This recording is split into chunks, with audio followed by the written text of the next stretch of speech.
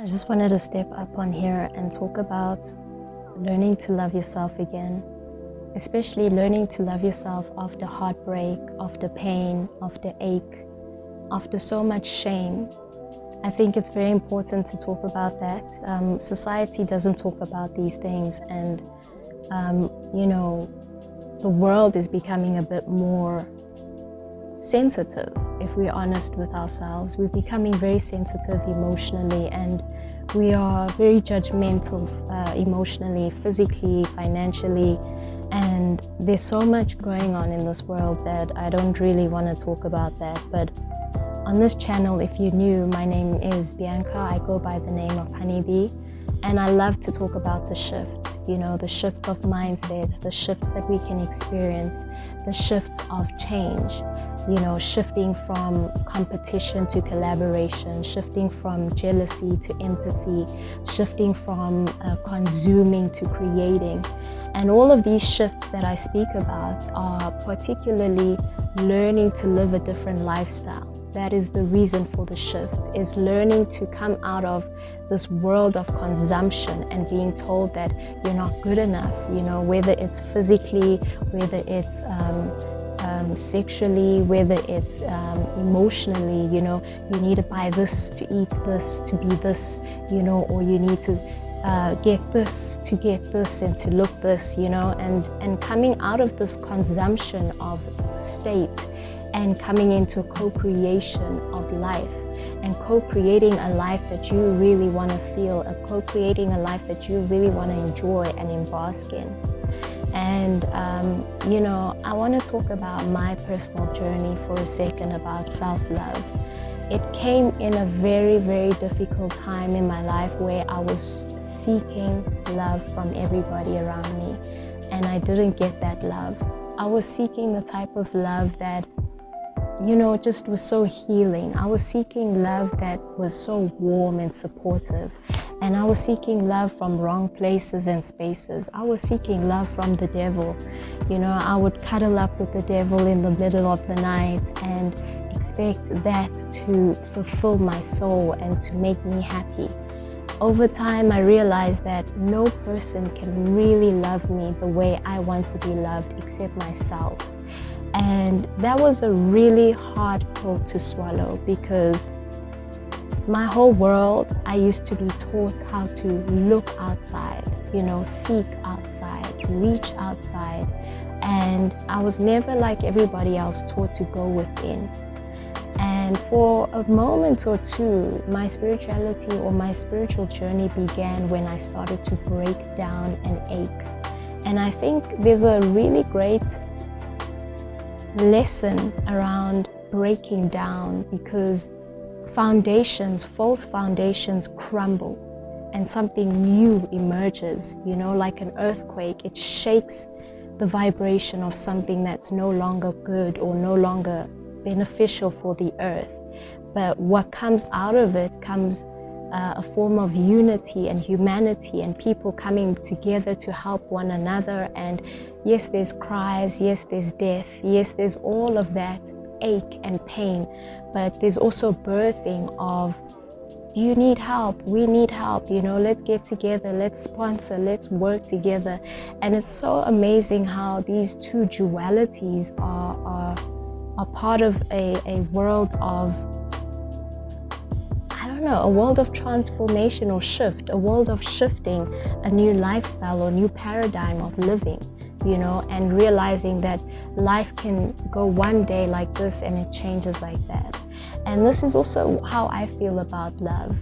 So in this video, I want to talk about the 3 steps of learning to love yourself again. Number 1 is detachment. Detach from people, places, and things just for a second and learn to go within. We have been taught to hold on to people, hold on to money, hold on to our jobs, hold on to everything, and we're not learning how to let go and flow. And when things crumble, when the job leaves, when the money goes, when the person leaves our lives, we don't know who we are. We don't know who we are without them, or without the money, or without the work. And that within itself shows that, okay, we haven't been foundationally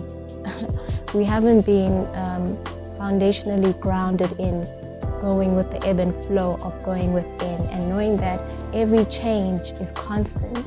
There's nothing that is constant but change in our lives. So when you go within, you learn to love deeper than what is around you. You learn to love deeper than what comes and what goes. And you also learn to, find a friend within yourself. So that's the first step, is to detach, go within, and learn to be your friend. Number 2 is learn self-care. Learn self-care. Learn self-care. Self-care is something that is so important and something that has changed my life. I think growing up, I always wanted to be taken care of, especially growing up a bit tough. You expect your mom to love you and to care for you, and you expect your father to love you and care for you, or your family member, or your girlfriend, or your boyfriend. And these people are usually, sometimes for some of us, are the people who don't care about us. In fact, they take advantage of us. And you go into seasons where you're like, wow, I really wish I grew up in a very caring home. I really wish I grew up in a caring place. And over time, you kind of seek the care, from others. But with self-care, what it has done for my life is it's actually truly appreciate the moments and the investments I have taken to just learning and appreciating what I like.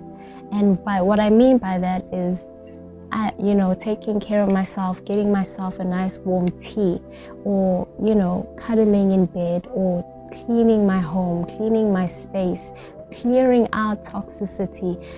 Self-care is like becoming your own adult, basically, and choosing that, making sure that you wish whatever you wished your mother or your father did for you, you eventually do that for yourself. And that's a power move, because you are now caring for yourself in a very authoritative way, a very loving way, a very parental way to yourself. You're learning to know how to say no to certain things, and protecting yourself through care and through self-care. And that's a very important thing to do. Self-care is not how they advertise it on Instagram with bubbles and wine glasses and hashtag self-care, me time. No, self-care is sometimes the hardest thing, where you have to realize, okay, I'm going to work tomorrow and my house looks like a mess, and if I don't clean my house today, and I won't feel good, coming back after work, and I won't even have the time to even clean the next day. Self-care is about discipline as well. It's about self-respect. It's about, prioritizing your week, your day, your month, and realizing, okay, I can't afford that today. I'll buy that next time, or you know what, let's just go cook at home instead of go out and eat. That's self-care.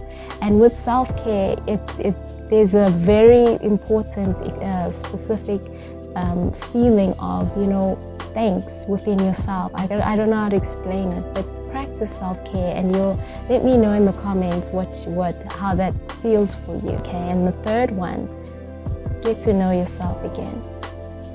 Get to know yourself again. Get to know yourself again. Discover yourself again. What do you like? Who are you? What did you like as a kid? It's the simple questions in life that make you love yourself again. It's the simple questions in life that make you love yourself again. And, it's not as complicated as we always think it should be, about what is my purpose? What am I here for? No, those come with the journey. Loving yourself is a journey. It doesn't start today and it doesn't end tomorrow. It's a continuous journey. And when you get to know yourself and you start sitting with yourself, like, what changed me? What did I love when I was a child?